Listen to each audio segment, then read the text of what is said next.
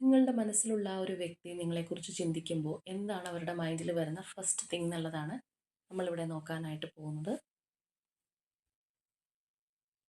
അപ്പോൾ നമുക്കിവിടെ 3 കാർഡ്സ് തിരഞ്ഞെടുക്കാം. Card number 1, card number 2 and card number 3. ഈ 3 കാർഡ്സിൽ നിന്ന് ഒരു കാർഡ് നിങ്ങളുടെ വ്യക്തിയെ വിചാരിച്ച് തിരഞ്ഞെടുക്കുക. ഒന്ന് പോസ് ചെയ്തിട്ടാണെന്നുണ്ടെങ്കിലും തിരഞ്ഞെടുക്കാവുന്നതാണ്. അപ്പോൾ നമുക്ക് നോക്കാം കാർഡ് നമ്പർ 1 ചൂസ് ചെയ്തവർക്ക് എന്താണ് വന്നിരിക്കുന്നത്. ഓക്കെ, ടെമ്പറൻസ് ആണ് ഫസ്റ്റ് കാർഡ് ചൂസ് ചെയ്തവർക്ക് വന്നിട്ടുള്ളത്. അപ്പോൾ ഇവിടെ ഈ ഒരു വ്യക്തിയുടെ മനസ്സിൽ നിങ്ങളുടെ റിലേഷൻഷിപ്പ് ലൈഫ് ലോങ് കൂടെ ഉണ്ടാവണം എന്ന് ആഗ്രഹിക്കുന്ന ഒരു എനർജിയാണ് നമുക്ക് കാണാൻ കഴിയുന്നത്. തീർച്ചയായിട്ടും ഈ ഒരു റിലേഷൻഷിപ്പിൽ ഒരു മോഡറേറ്റ് അപ്രോച്ചാണ് ഈ ഒരു പേഴ്സൺ സ്വീകരിച്ചിട്ടുള്ളത്. ലൈഫ് ലോങ് ഈ ഒരു റിലേഷൻഷിപ്പ് ബാലൻസ് ചെയ്ത് നല്ല രീതിയിൽ മുന്നോട്ട് കൊണ്ടുപോകാൻ, ഒരു ഹാർമണിയോടുകൂടി പോകാനായിട്ട് ഈ വ്യക്തി ആഗ്രഹിക്കുന്നുണ്ട്.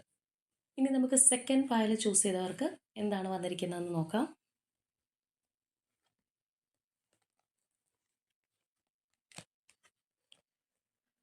ഓക്കെ, സെക്കൻഡ് ഫയൽ ചൂസ് ചെയ്തവർക്ക് 5 ഓഫ് സോർഡ്സ് എനർജിയാണ് കിട്ടിയിട്ടുള്ളത്. അപ്പോൾ ഇവിടെ ഈ ഒരു വ്യക്തി നിങ്ങളെക്കുറിച്ച് ചിന്തിക്കുമ്പോൾ ഒരു ഇമോഷണൽ ടെർമോയിലാണ് അവർക്ക് അനുഭവപ്പെടുന്നത്. അതായത് നിങ്ങൾ തമ്മിൽ ഒന്നില്ലെങ്കിൽ കോൺഫ്ലിക്ട്സ്, ആർഗ്യുമെൻറ്റ്സിലൂടെയൊക്കെ കടന്നു പോകുന്നവരായിരിക്കാം. അല്ലാന്നുണ്ടെങ്കിൽ നിങ്ങളോട് ഇനി സംസാരിക്കുകയാണെന്നുണ്ടെങ്കിൽ വീണ്ടും ഒരു വഴക്കിലേക്ക് അത് കലാശിക്കാനുള്ള ഒരു സാധ്യതയുണ്ട് എന്ന് ഈ ഒരു പേഴ്സൺ ചിന്തിക്കുന്നുണ്ട്. ഇതിനകത്ത് പരസ്പരമുള്ള വിശ്വാസക്കുറവോ കാര്യങ്ങളോ ഈ ഒരു റിലേഷൻഷിപ്പിൽ നിലനിൽക്കുന്നുണ്ടാവാം. ഇനി നമുക്ക് തേർഡ് പയൽ ചൂസ് ചെയ്തവർക്ക് എന്താണ് കിട്ടിയിരിക്കുന്നത് നോക്കാം.